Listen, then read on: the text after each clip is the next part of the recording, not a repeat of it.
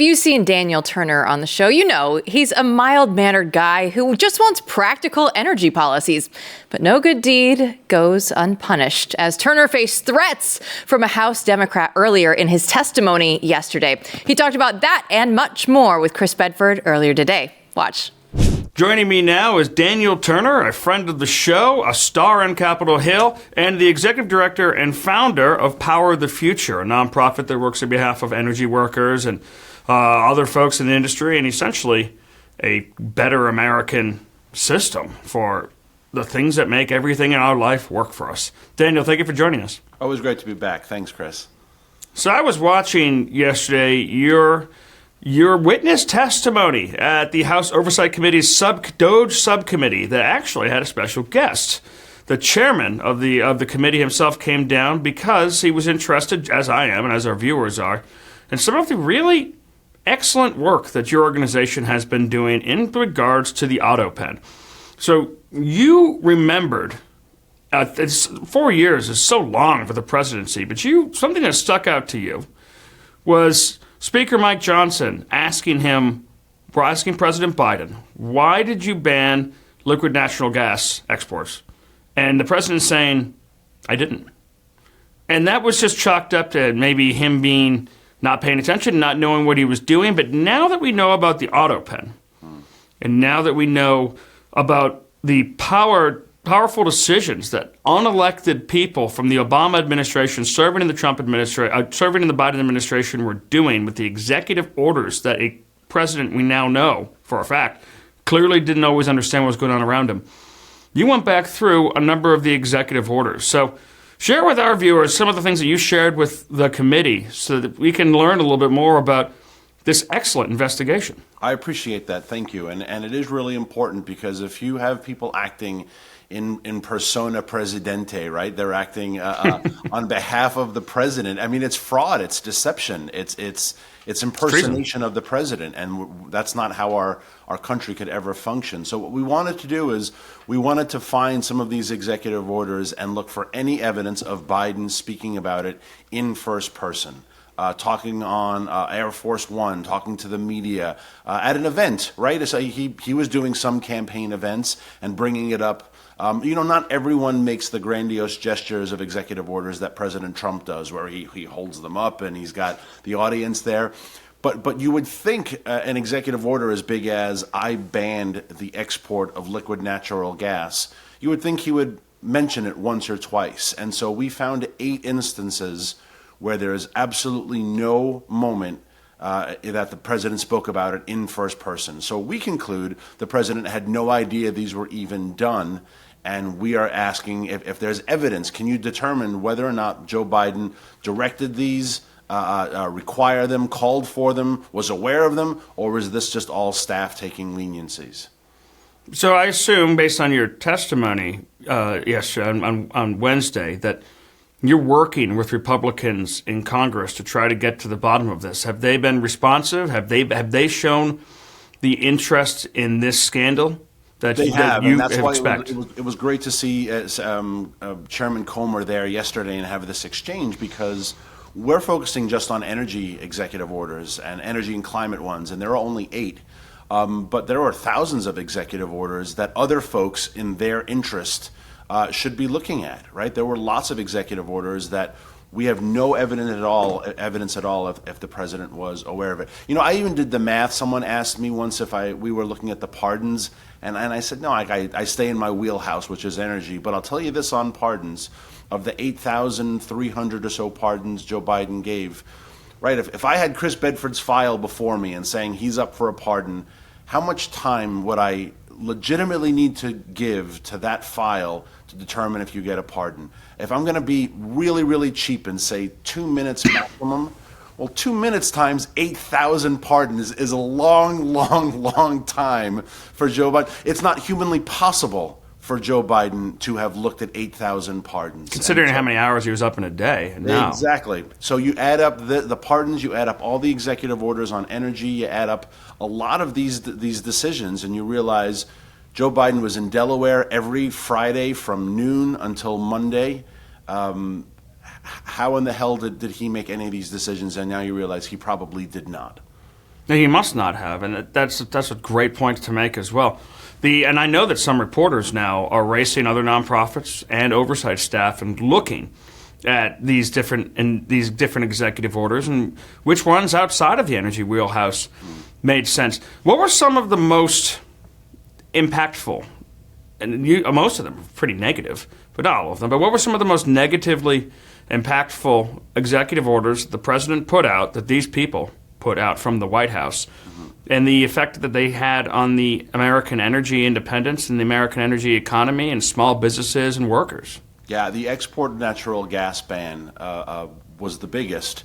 People lost their livelihoods. It also really contributed to the ongoing war in Russia-Ukraine. When we stopped exporting liquid natural gas, the rest of the world bought Russian gas, but they bought it through intermediaries, whether it was the Turks, whether it was the Egyptians, I believe. A lot of countries just didn't follow the sanctions on Russian oil and gas, and they acted as intermediaries. And so the French and the Italians and the Brits and everyone just bought it through an intermediary. And so here we are saying we have to stop Putin's war, and yet his executive order is funding the war. It also bankrupted many, many small companies and small businesses when you are exporting natural gas for a living, and then tomorrow an executive order comes out and says that's now illegal. The ban on offshore drilling, 500 and something million acres of land taken of shore taken offline, right? The president just signed a blanket. You can no longer look for oil or gas in this area. And these things are easy to do, but very difficult to undo, right? Oh, yeah. And that's the problem with energy, and that's why, the best example of that, Chris, it's a great point, egg prices. How come egg prices haven't come down? They're down, but it did take 4 or 5 months, right? The egg prices we were feeling in January is the trickle of Joe Biden's energy policies, punitive policies, which made life expensive starting in 2021. Everything, it caught up to us, and now it's reversing, but it's going to take some time to get this industry back online. And that's why prophetic people like you raise their own chickens and get their own eggs. Keep us away from the government system. It was just infuriating the way that this happened, and I like process crimes. A lot of folks in D.C. like process issues. I often think of the Ray FBI when they said, let's make a list of every Catholic who goes to Latin Mass, right? There's a process. People got in a room, they sent like evites, like, hey, Chris, can you join us at 3 o'clock? We're going to. The processes that I think needs to be investigated. Who were these people? Who made this decision? Well, if you're going to sign autopen, this is a process crime, right? That machine is not just sitting there in the lobby for anyone to go up to. You got to get a key. You got to get permission. There are staff secretaries. We know a lot of White House personnel who have these roles. A lot of people have to be signed off. A lot of machinations happen when you're going to put the president's signature on a document. None of those people have the luxury of hiding behind executive privilege, because these are alleged crimes. And just because you work for the president, you don't have the luxury of saying, I'm not going to appear before Congress. Sadly, I'll finish with this. The Biden administration set this precedent as well when they said, now, Peter Navarro, we think you're guilty of a crime. And they took him out of Reagan Airport in shackles, right? He tried to claim executive privilege. They threw Steve Bannon in jail. He tried to claim executive privilege. So the Biden administration has set a lot of evil precedents. But I'm going to use those precedents to go after this, because if the corruption doesn't stop, we are not going to make it as a country. Yeah, I think that's completely right. I want to play a clip right now of an interesting interaction that you had as this hearing was nearly concluded. The gentleman goes around, comes around. The gentleman's time has expired. Chairwoman, okay. I now recognize Mr. Jack from Georgia for 5 minutes. I just want to make clear. Thank you, now Madam what goes Chair, around can come around. Thank you, Madam. I apologize for the rare point of order. I wasn't able to ask Mr. Kassar before he ran out the room, but he was looking at the witnesses, talking about a murderer, and said, what goes around comes around. And I don't know what that comment meant. I don't have the luxury of Capitol Hill police to protect me. In the climate space, we got a lot of death threats. We got a lot of hate. The climate environmental groups, the original violence. I just don't know what goes around comes around meant. Mr. Turner, we'll address you feeling threatened as soon as the hearing is ended. Thank you very much. Thank you, ma'am. Yep. Well, that was something else, Daniel. That was wild to see. You seemingly threatened with murder and on the witness stand.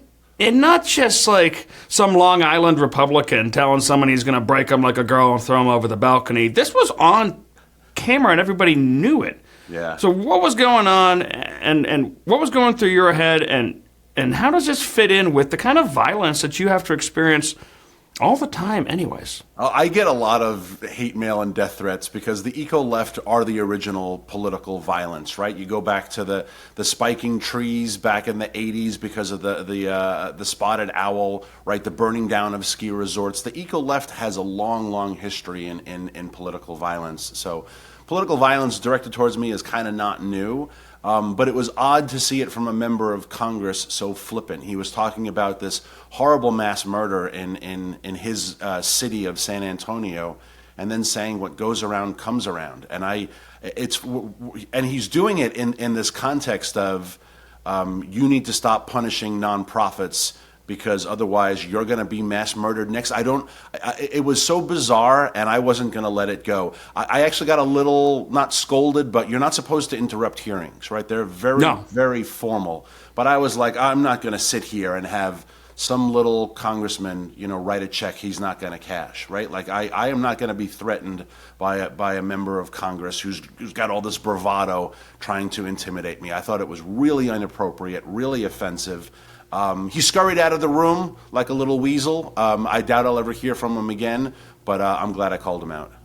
Yeah, I'm glad too. That kind of behavior is absolutely atrocious, and the casual references to violence against the right, well, violence against the right is happening all the time. Violence against Americans, violence against Christians, violence against, like you mentioned previously, people who work in natural resources is excused and sometimes promoted. And they also try to frame you as someone who is just fighting for big oil, but that's not who Power of the Future fights for. ExxonMobil and these other BP, they have their own people who they work with. The folks they're not going out of business when an LNG export ban comes into place. The little guys seem to be the ones going into business. The kind of guys you saw in the movie Armageddon, one of America's greatest movies of all time.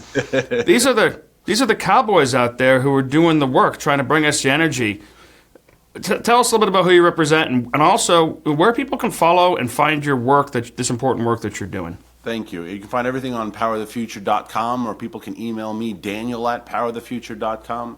But yeah, it's those small oil and gas and coal and small independent businesses, small family businesses. The vast majority of our resources come from small private family-owned businesses. Upwards of 80% of our oil comes from independents. They don't come from the majors. And so you get this kind of like ugly collaboration, which we've seen a lot in our American history. We saw it the best during COVID, this evil collaboration of big government and big business to shut out little guys, right? You get your waiver to keep your store open, but mom and pop groceries have to close up shop, and then surprise, they go out of business.